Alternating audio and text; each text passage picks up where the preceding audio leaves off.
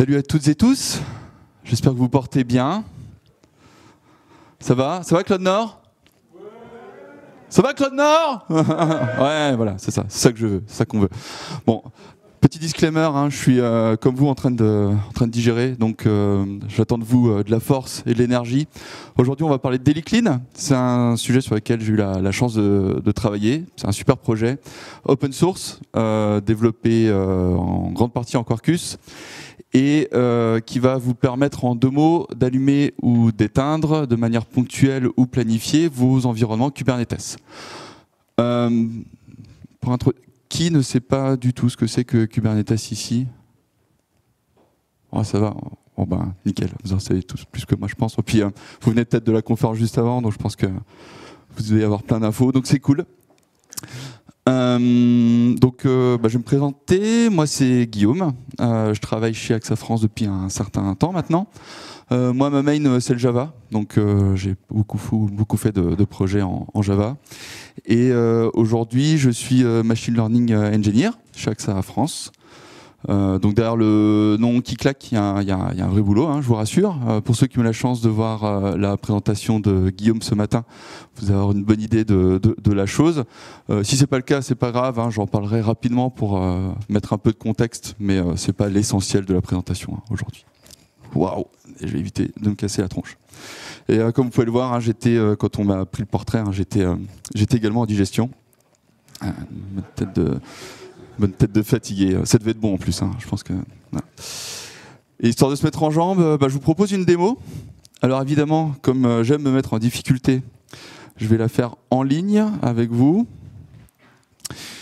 Alors on parlait de Kubernetes. Alors on va utiliser un Kubernetes un peu particulier. On va utiliser un OpenShift si ça vous dérange pas. C'est un peu plus graphique. Donc c'est un Kubernetes un peu aux hormones, proposé par Red Hat. Petite parenthèse rapide, ça c'est une sandbox, elle est gratos. Si vous souhaitez jouer avec, vous allez sur le site developers.redhat.com, vous vendez votre mail et derrière vous avez accès à cette super plateforme OpenShift, valable 30 jours renouvelable. Et oui, c'est gratuit. Enfin gratuit. C'est gratuit. Donc si vous souhaitez tester Daily Clean chez vous, sur la page GitHub de Daily Clean, vous allez retrouver un petit script qu'on a mis à votre disposition ici, là, Getting Started. Si vous avez un Docker Desktop installé sur votre machine, vous activez le cluster Kubernetes, vous jouez ce machin-là et ça va installer le même environnement que la démo qu'on va faire ensemble. Et puis, si vous êtes sur un OpenShift, il y a quelques petites spécificités. Alors sur mon repo de la présentation d'aujourd'hui, il y a un script un peu plus custom, mais ça change pas grand-chose.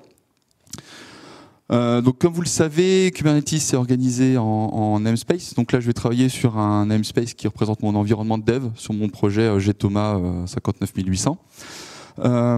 Sur cet environnement de démo, j'ai 3 déploiements qui correspondent à 3 microservices. Alors c'est les Kubernetes Bandcamp, c'est ceux de la formation Kube. Promis, ça va pas miner du Bitcoin. Enfin, je crois pas, je pense pas. Et comme vous pouvez le voir ici, j'ai également un déploiement Daily Clean API. Donc oui, Daily Clean est une API en partie. Il y a un front aussi, mais c'est d'abord une API qui tourne au sein même de votre namespace. Donc ça, c'est important à savoir, c'est que concrètement, si vous installez Daily Clean sur vos projets, il faut installer une instance de Daily Clean par namespace. Pour la simple et bonne raison que en fait, cette API va travailler avec l'API Kubernetes pour des raisons de droit, de gestion de droit, etc. C'était beaucoup plus simple d'aborder la question comme ça. Donc voilà, c'est un détail, mais on reviendra dessus parce que ça implique certaines choses derrière. Donc je vais vous montrer sa petite tête à Daily Clean.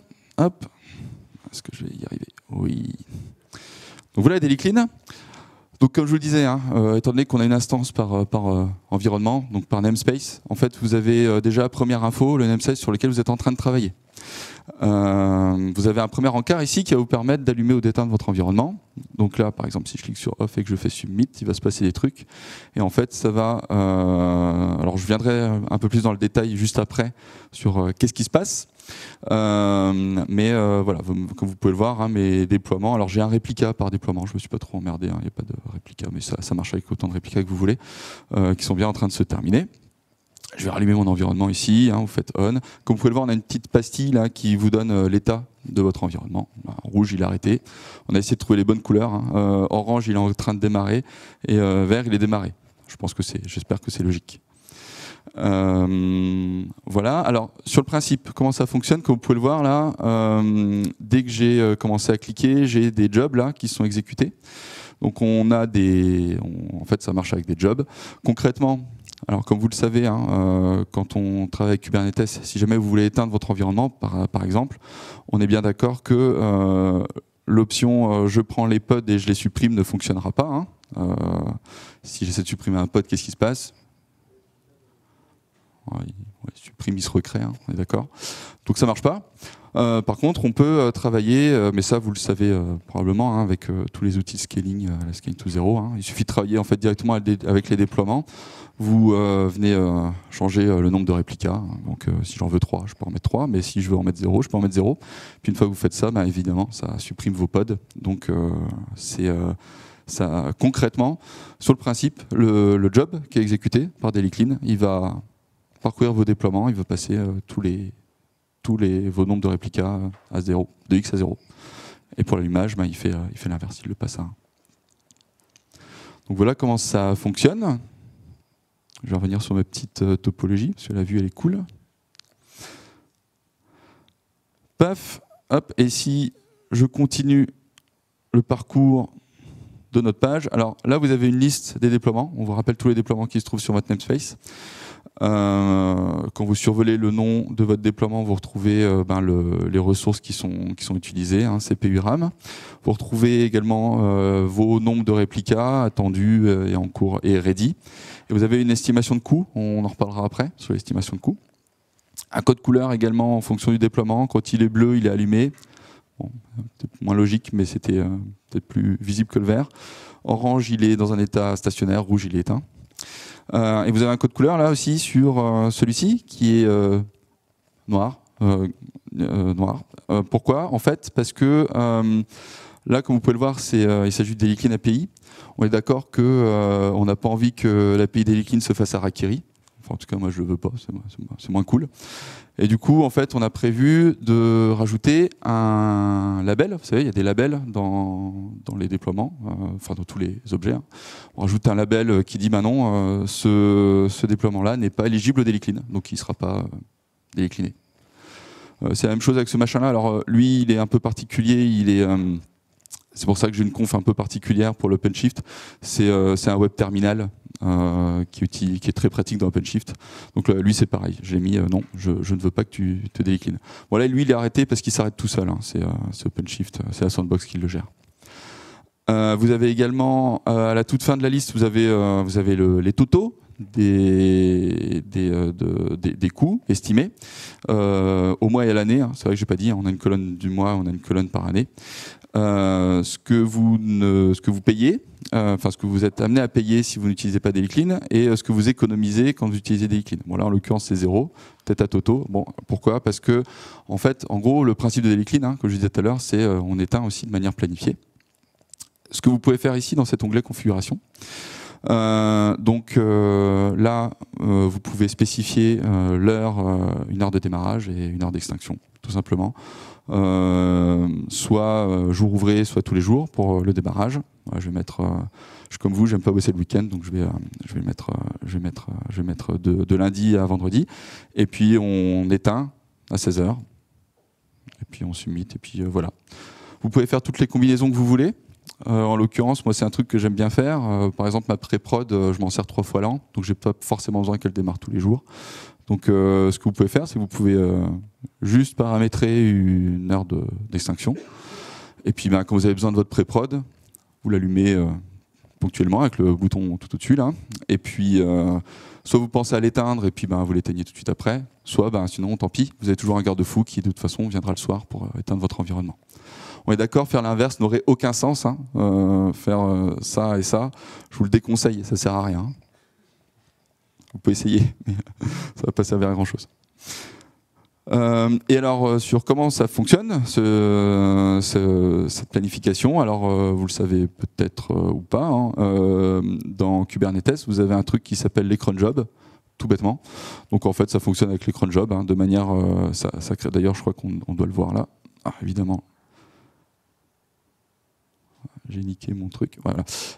J'ai un cron job ici de stop, et puis lui va s'exécuter de manière planifiée, hein, par rapport à un cron que vous avez paramétré, qui vient évidemment, hein, du petit onglet configuration qui est ici. Voilà. Est-ce que j'ai fait le tour de la démo? Je pense que j'ai fait le tour de la démo. J'ai fait le tour de la démo. Hop. Et c'est le moment où je vais vous parler un peu de ma vie. Ça va vous intéresser. Clac. Alors pourquoi on a besoin de faire ce machin-là? Alors oui, je suis resté bloqué. Donc boomer, hein, donc GIF, et puis petit chat, parce que je suis resté bloqué dans les années 2010. Il y en aura un peu partout. Lui, il est chou. Hein. Guigui avait des chats aussi ce matin, donc ça va. On est raccord. Donc comme ouais. Donc comme je vous disais, moi, je suis machine learning engineer. Donc en 2 mots, mon boulot, c'est d'aider nos data scientists à mettre en production leurs solutions d'IA et plus précisément de machine learning. Ça porte bien son nom du coup. Alors c'est souvent du Python. Youpi. Et comme vous pouvez le voir, ça peut être des systèmes assez complexes. Alors nous, on travaille sur du machine learning, certes, mais de manière assez spécifique, parce qu'on va parler de temps réel. Donc on intervient, en gros, c'est des API. Hein. Donc on intervient sur le machine learning temps réel. On fait beaucoup de ce qu'on appelle du document processing. C'est tout ce que vous êtes amené à faire sur les documents en fait. Donc ça peut être de détecter une rature ou une signature, hein, sur un document, jusqu'à détecter une orientation. Ça peut être reconnaître un document. Vous prenez une photo d'un document, vous le montrez à l'IA, il reconnaît ce que c'est. C'est un permis. Oui, merci, bravo. Et il peut aussi aller jusqu'à, pourquoi pas, faire de l'ossérisation, enfin de la reconnaissance de caractère, ce qui peut être vachement utile. Nous, on s'en sert beaucoup, en tout cas. Et comme vous pouvez le voir, là on est sur un exemple là, d'une ossérisation sur une carte nationale d'identité. Et ça, Guillaume en a bien parlé ce matin. Vous avez plein d'étapes intermédiaires, en fait, avant d'arriver à la partie reconnaissance de caractère. On va pas les parcourir ici, hein, mais avant qu'on arrive à la fin, vous avez plein de petites étapes. Et étant donné que chacune d'entre elles, alors ça peut être du machine learning ou pas d'ailleurs, hein, c'est pas dit, pas sûr. Splitter, par exemple, je suis pas sûr qu'on ait besoin d'une IA pour splitter un fichier PDF. Enfin, je vous le déconseille aussi. Et donc, oui, alors chaque partie, en fait, a pas forcément les mêmes besoins en termes de patates, en termes de ressources. Là, il y a de fortes chances qu'ici, vous avez besoin d'énormément de RAM. Ici, pas grand-chose. Et de la même manière, si vous voulez paralyser un maximum et donc faire du scaling horizontal, on se dit que, sur chacune des parties, on n'a peut-être pas forcément le même besoin en termes de scaling. Donc, on se dit que c'est plutôt une bonne idée, en fait, de concevoir ce type de solution-là en architecture microservice. Étant donné que c'est du Python et étant donné que souvent en machine learning on doit installer des trucs sur le système, on se dit que c'est pas idiot de partir sur du conteneur. Donc c'est pour ça, je vous raconte un peu l'histoire, hein, comment on est arrivé en fait sur du conteneur, parce qu'on n'en faisait pas énormément chez AXA France. Donc du conteneur et puis évidemment pour orchestrer tout ça, du Kubernetes et comme vous l'avez deviné, de l'OpenShift. Pour faire ça, ça tombe bien, on a le groupe AXA, parce que AXA France c'est une entité du groupe AXA, qui nous propose une plateforme OpenShift clé en main. Donc j'ai pas besoin de me faire chier à administrer ce truc-là, c'est cool. Il y a déjà AXAGO qui le fait. Donc c'est un OpenShift qui est installé sur un Azure, c'est un IaaS, hein, Azure. Et puis nous on intervient, c'est là en haut, hein, tout simplement. On vient, on installe nos pods et tout. Donc c'est plutôt cool. Évidemment, ce service nous est refacturé. Il est refacturé d'une certaine manière. En l'occurrence ici, ce qui a été choisi, c'est on paye à la RAM. Donc, en gros, on a 2 types de RAM. On a une RAM réservée, donc c'est un forfait. Hein, on réserve la RAM. Je prends 2 Go de RAM et puis je la paye quoi qu'il arrive. De toute façon, j'en ai besoin. Qui coûte un certain prix. On va dire, je veux dire un prix au pif, 40 balles par exemple, le giga au mois. Et on a également une mémoire on demand, qui est un peu plus cher, 120 €, pourquoi pas. Pareil, hein, je le sors de mon chapeau, hein, le giga de RAM, qui elle, évidemment, n'est payée que à l'usage. Du coup, on a un fort besoin d'optimiser un maximum en fait nos solutions pour que l'impact mémoire soit le plus faible possible. Donc voilà. Donc nous, on a commencé, ça fait pas si longtemps finalement qu'on fait du machine learning chez nous. Donc on a commencé à itérer, on a travaillé sur des use cases. Les 2 premiers, c'était de l'ossérisation sur des permis de conduire, que Guillaume a montré ce matin, et puis sur des relevés d'informations. C'est un document assurantiel. Et donc on itère, on est content, on avance, on met en dev, pré-prod, prod et tout. Et là, crac, problème, ça coûte un bras. Voire 2 bras. Alors, là, je peux pas vous mettre le chiffre exact, mais ça vous donne déjà une idée. Donc ça fait beaucoup de X. Et après, le X, c'est pas bon pour la santé, trop de X. Mais du coup, ouais, ça nous enjaille pas du tout, parce que ça coûte extrêmement cher. Et puis on a des experts FinOps qui déambulent dans les couloirs d'AXA et qui nous tapent sur l'épaule en disant qu'ils regardent, ouais, ça coûte cher votre truc. Mais oui, ça coûte un peu cher, donc il faut qu'on trouve des solutions. Et Dailyclean en a fait partie. Parce que, effectivement, le fait de pouvoir éteindre nos environnements quand on n'en a pas besoin, c'est déjà un sacré gain. Évidemment, il y avait de l'optime. Hein, on ne va pas dire que grâce à Dailyclean, on a réglé tous nos problèmes, mais grâce à Dailyclean plus des travaux d'optimisation, on a réduit le coût de ces 2 use cases par 10. Le prix, c'était sur tous les environnements. Hein, c'est vrai que je n'ai pas précisé. C'était pas que la prod, c'était aussi la pré-prod. Et ça, c'est cool.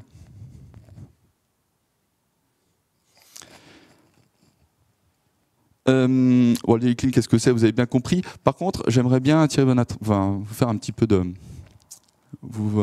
faire un peu de maths avec vous. Alors, on va pas le refaire parce que j'ai la flemme. Mais vous pouvez le refaire chez vous. J'ai refait le calcul de mon côté.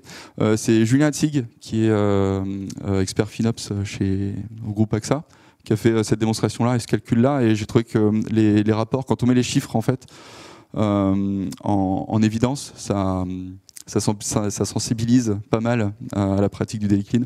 Donc, hypothèse, moi ce que je faisais jusque-là, j'avais mon appli qui tournait 24 heures par jour, 7 jours par semaine et 12 mois par an.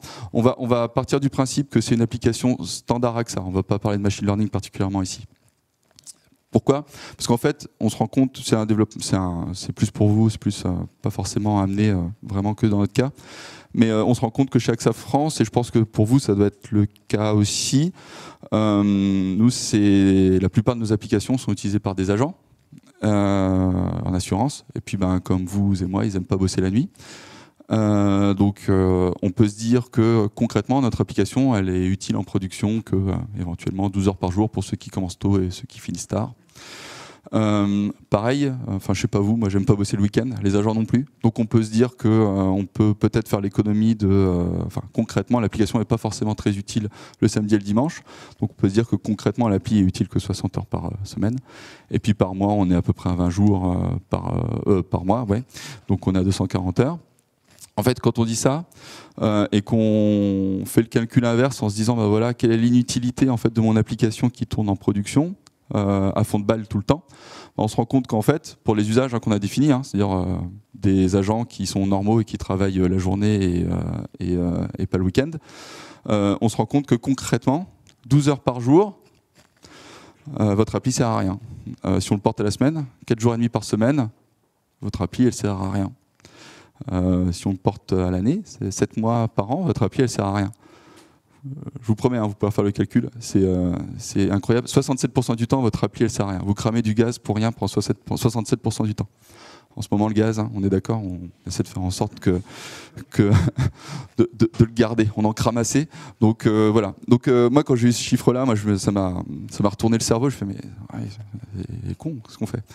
Et du coup, c'est pour ça que mettre en place une mécanique. Donc, si vous pouvez mettre, pas forcément celle-ci, mais je vous invite à utiliser celle-ci si vous faites du Kubernetes, mais si vous mettez en place des outils qui permettent d'éteindre vos environnements quand ils servent à rien, y compris en production, pour le portefeuille, c'est cool. On l'a vu tout à l'heure avec notre division par 10.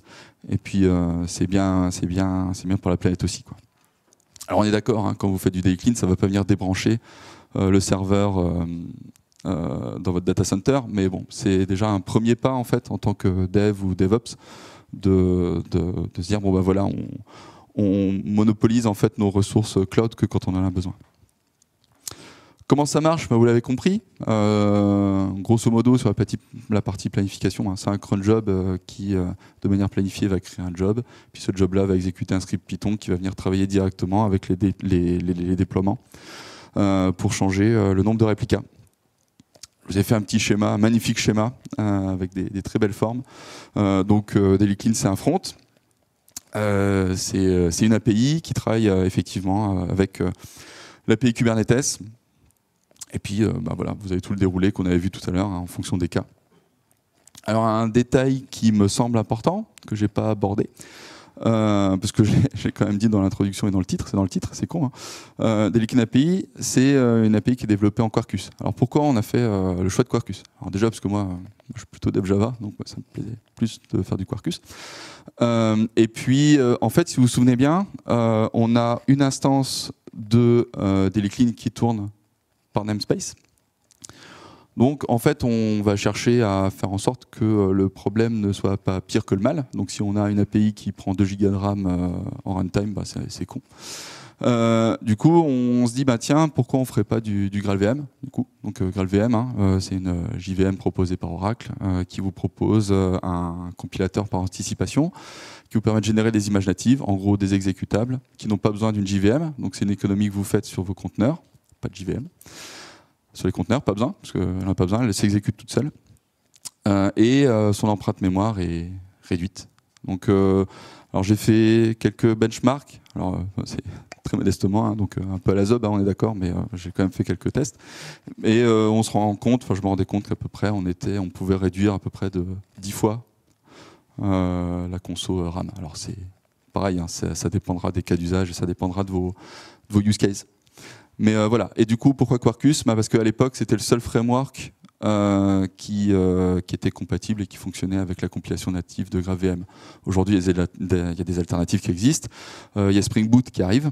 Mais voilà. À l'époque, c'était le seul qui fonctionnait. Et en fait, alors je ne sais pas si j'ai parlé vite ou si j'ai mis mon chrono en pause. Parce que je crois que j'arrive au bout. C'est bon? Génial. Donc, Daily Clean est open source. Vous pouvez le retrouver à cette adresse. Et si vous avez des questions et que vous êtes timide, vous pouvez me contacter à cette adresse. Mes PM sont ouverts, comme disent les jeunes. J'ai Thomas IT sur Twitter. Et puis, je vous remercie et je vous souhaite une bonne continuation, un chouette Claude Nord. Merci à vous, à bientôt.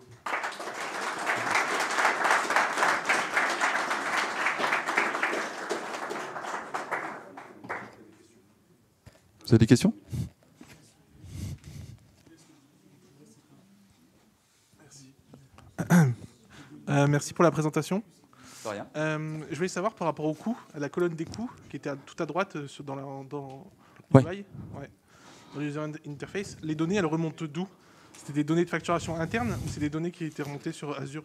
C'est une excellente question. En fait, c'est paramétrable.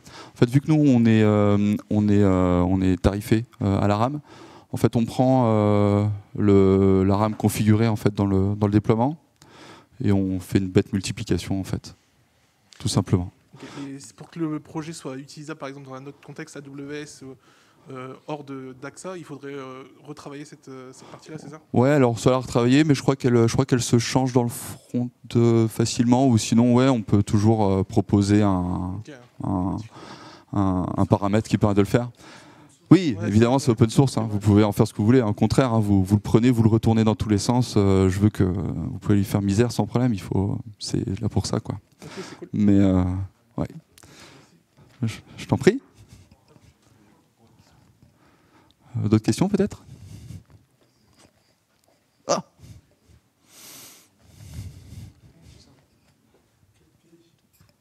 C'est juste pour répondre que on peut le rendre paramétrable et qu'au contraire, si vous faites une issue, ça nous ferait plaisir de le rendre vraiment paramétrable. Ouais, n'hésitez pas. Hein. Merci Guigui pour la précision.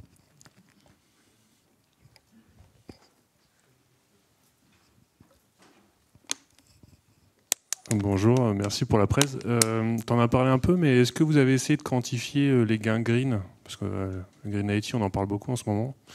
Donc, alors, ma réponse, ça va être décevante. Pas vraiment, mais il faudrait qu'on le fasse, mais c'est compliqué. Justement, j'ai vu une conférence il n'y a pas longtemps, là, il y avait une journée tech organisée par Red Hat, où justement, alors, il va m'en vouloir, je me souviens plus de son nom, il en avait parlé justement de comment ils pouvaient quantifier aussi sur leur plateforme, en fait, et en fait, c'est compliqué, en fait, ça dépend où tournent les serveurs, comment ils sont éteints, comment ils sont managés, où est-ce que... Enfin, des choses très simples aussi, hein, ça dépend de l'endroit d'où provient l'électricité. Enfin, il y a plein de paramètres, plein de facteurs qui font que malheureusement c'est hyper compliququé. Et malheureusement, et ça me frustre, j'ai pas de chiffres à part les économies qu'on fait sur l'impact green en tant que tel. Malheureusement, je les ai pas. Et je pense que tu as raison, il faut qu'on travaille dessus, parce que sinon ça sert à rien. Parce que là, on est en train de parler, on essaie de comparer des choses qui sont incomparables, parce qu'en fait, concrètement, c'est vrai qu'on n'en sait rien. Mais on se dit quand même que c'est mieux. Voilà. Déjà sur l'approche, on se dit que bon, déjà on fait l'effort intellectuel de se dire on essaie d'éviter de, comme je disais tout à l'heure, cramer du gaz. Pour rien, et même un peu macro, tu arrives quand même à avoir un peu d'idées ou pas du tout? Très macro. Hein. Non, très macro, ouais. J'ai pas de. Ouais. J'ai pas le chiffre, je suis désolé. Aussi, c'est pour ça que je te. Ouais, mais je pense que ça va être la grande question et il faudrait qu'on y travaille collectivement. Merci. Et merci à toi.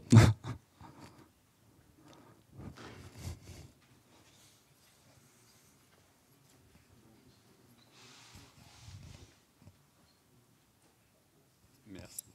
C'est surtout pour répondre à la question précédente. Nous, on a fait l'exercice d'essayer de calculer le genre de gain, parce qu'on a plus ou moins la même chose en place. Il y a le livre blanc de l'ADEME qui donne une consommation moyenne des serveurs en kilo équivalent CO2 en France. Alors, c'est très moyen, c'est très macro, il n'y a rien de précis.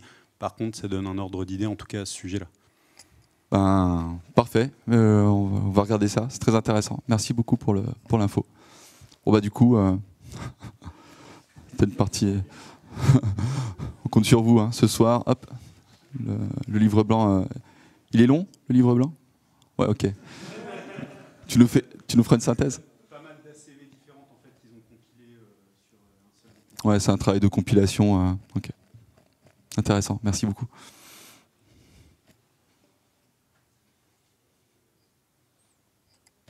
Pas de questions? Super.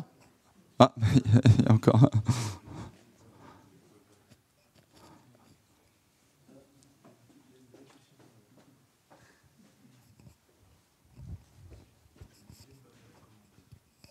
J'ai plus une question, comme il y a Quarkus dans le titre, quel est ton retour d'expérience sur cette technologie? Ah, intéressant.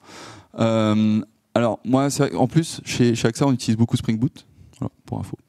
Et écoute, il a été pas mal bon. Alors, déjà, première chose, étant donné que, alors vous l'avez compris, on a pas mal travaillé avec Red Hat, notamment sur la partie infra, mais aussi sur la partie conseil. Et en fait, Quarkus déjà est proposé par Red Hat. Donc nous, ça nous a comment dire, rassuré. C'est un framework qui est pas mal utilisé aujourd'hui sur le marché. Et moi, en termes de retour d'expérience, j'ai pas été dépaysé par rapport à un Spring Boot. Donc j'ai tout de suite pris mes marques. Ça se prend très bien en main. Franchement, c'est un bon outil. C'est un super outil. Est-ce que tu as eu des bloqueurs ou des... Alors, ouais, sur la compilation native notamment, vu que c'est de la compilation par anticipation, attention, quand vous en faites, tout ce qui est réflexion, ça marche pas bien, ça marche pas du tout même. Et effectivement, il y a des trucs comme ça, genre, c'est une API, donc on a défini un Swagger, on génère des Peugeot derrière, il y a du Jackson qui sérialise, désérialise. Effectivement, tous ces machins-là, ça utilise de la réflexion. Donc faut bien faire attention. On s'est fait avoir parce qu'on commençait. Il y a moyen en fait par anticipation de paramétrer en fait les classes qui vont être au runtime compilées, enfin instanciées. Et donc c'était le plus gros bloqueur qu'on avait eu à l'époque. Mais sinon ça a été parce que c'était vraiment une spécificité pour le coup de la compilation native. Merci. Merci pour ta question.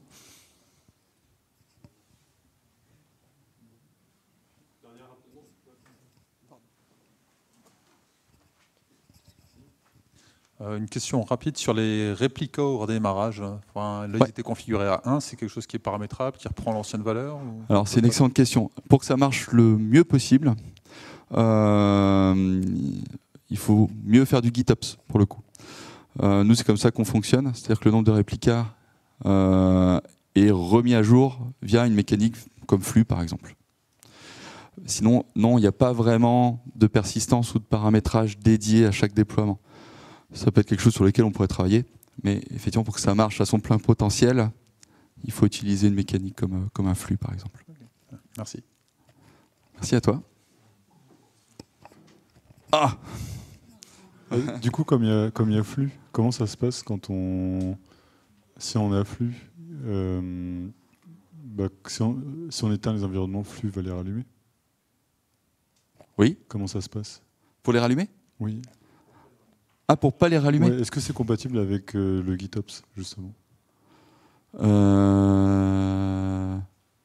Je sais pas où tu veux en venir, en fait, je suis désolé. Mais je pense que c'est parce que... s'il y a un pod qui rallume tous les autres pods, comment ça marche avec le daily clean? Pour ne pas l'éteindre?